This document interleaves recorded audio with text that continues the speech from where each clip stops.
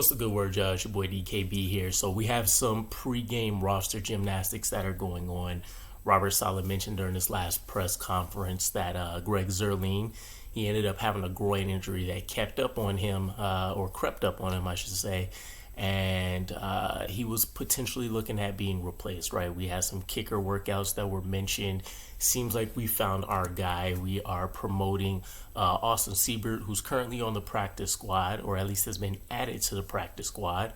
And looks like, he spent the last couple seasons with the Lions, 76.5% conversion rate on his field goals, hasn't missed any extra points, seems pretty solid from the 30 to 49 yard mark. Once you talk about hitting 50 plus, that's where things get a little bit sketchy. Probably has just enough leg strength to maybe kick 51, 52 yards. But for him, it's a guy I would impress. And so facing the Cowboys defense, where I expect field position battle will determine a lot of who ends up scoring here.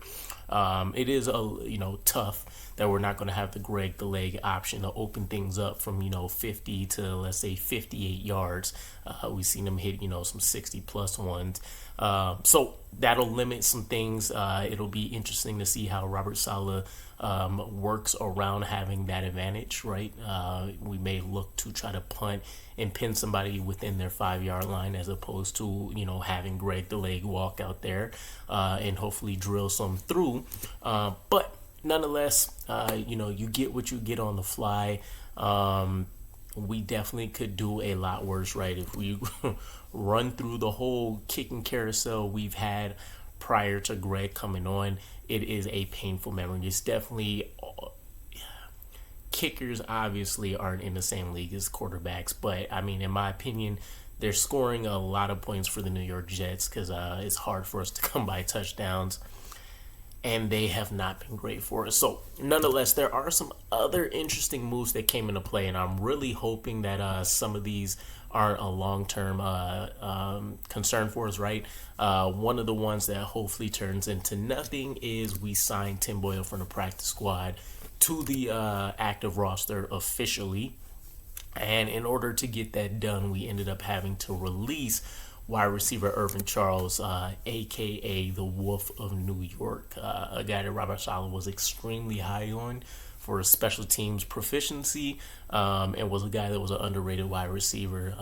Aaron Rodgers, along with Xavier Gipson and Jason Brownlee, shouted Irvin Charles out towards the end of minicamp, and followed up with a couple nice things to say later on in training camp, from what I recall.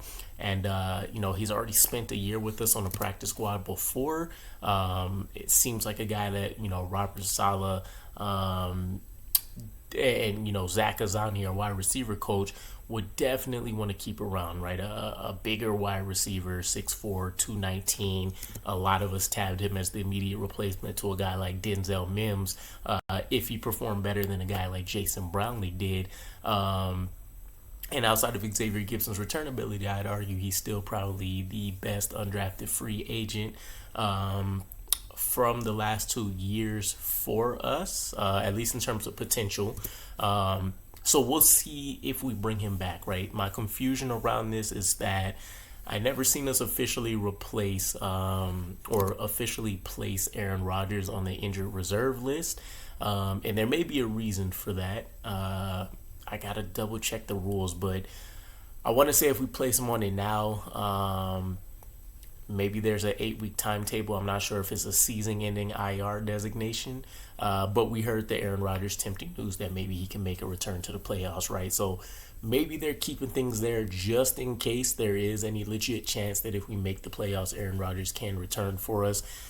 4 months from an ACL, 3-4 months from an ACL seems like it's absolutely pushing things even in the best ideal case scenario. So I doubt that'll happen. I think at some point we do see him actually end up on the IR list, and then Irvin Charles returns for us, because right now you're looking at the kicker, who ideally isn't going to return after this week, or the next 2-3 weeks, however long it takes for Greg to come back.